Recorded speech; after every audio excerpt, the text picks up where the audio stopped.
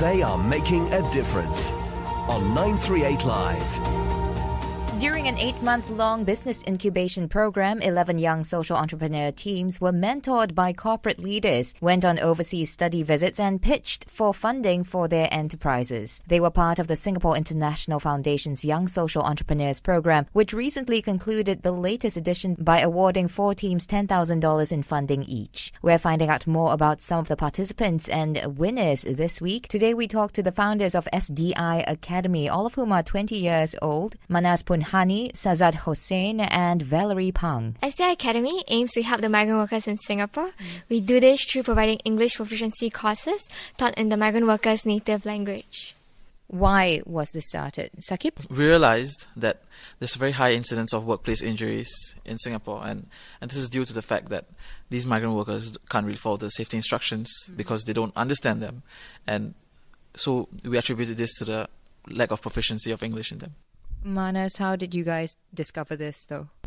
So we actually talked to foremen and supervisors and also to migrant workers, understanding how the things work at the worksite. And then we actually realized that our findings were consistent with research that has been produced by scientists who find that migrant workers who are not conversant in the local language are 3 times more likely to get injured. So what's the kind of program that you've put together for the workers? Maybe Valerie?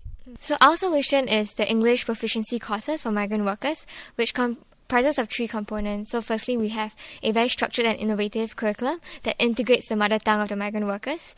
Secondly, we also have it tailored for the different industries that the migrant workers work in, such as the construction, shipyard, and manufacturing industry. And thirdly, we have a Befrienders program where migrant workers can interact with local Singaporeans to learn more about Singaporean culture and practice conversational English as well.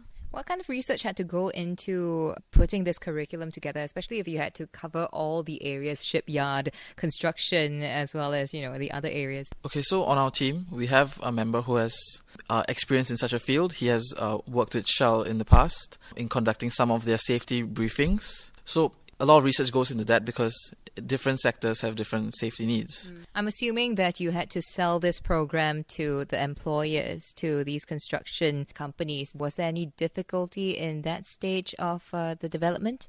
I think it's about convincing the companies that language is actually the root cause for a lot of your problems. Like if you're able to eliminate the communication barrier between supervisors and workers, there will be better safety on work sites. So it's about that, passing that hurdle. But once you pass that hurdle and once you convince companies, I think it's actually you get a lot of traction from the industry. They are definitely interested in reducing worksite injuries because that is a major cost to them. Hospital bills are really expensive. How about pricing though? How did you guys come to a price that you could sell the idea to them and it's going to be acceptable and it's going to be good for everyone all around? So our pricing is actually made to be relatively affordable for the migrant workers and also for the companies themselves.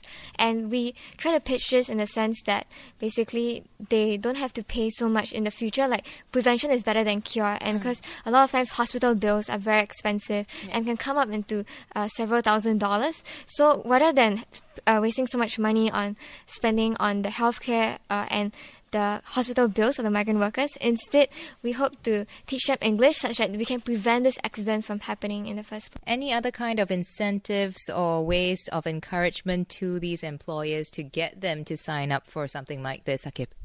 Yep. So earlier we mentioned about the workplace injuries, but teaching these migrant workers English also helps the company's productivity. When the supervisors and the workers can communicate well, this will enable more efficient work.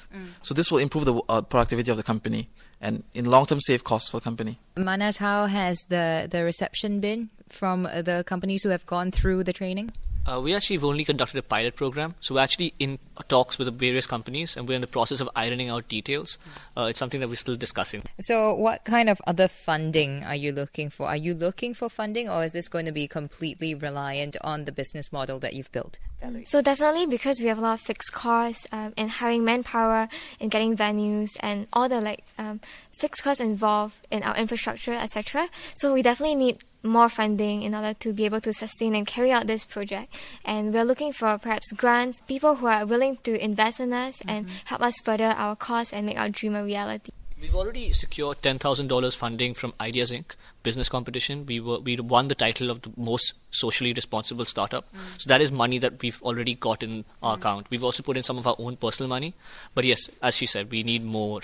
Of course, the whole SIF Young Social Entrepreneurs 2014 is about creating a business plan that's going to be sustainable, that's going to be able to move forward. Now, have you guys taken most out of this program that is going to be helping your business, Valerie?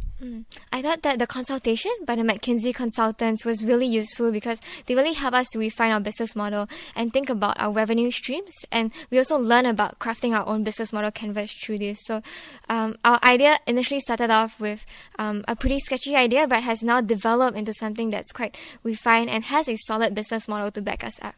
Could you give me a specific example within the business model? What has changed? So at first, our business model was mainly for migrant workers, and we were thinking that we would have to charge pretty low fees. But now we realized that we could also charge employers as well, and perhaps have a co-pay system in this model. And that was Manas Punhani, Sazad Hossain, and Valerie Pang from SDI Academy. SDI Academy was a participant in the Singapore International Foundation's Young Social Entrepreneurs Program. To find out more, visit www.sif.org.sg/YSE. Thank you for listening. This has been They Are Making a Difference. They are making a difference on 938 Live.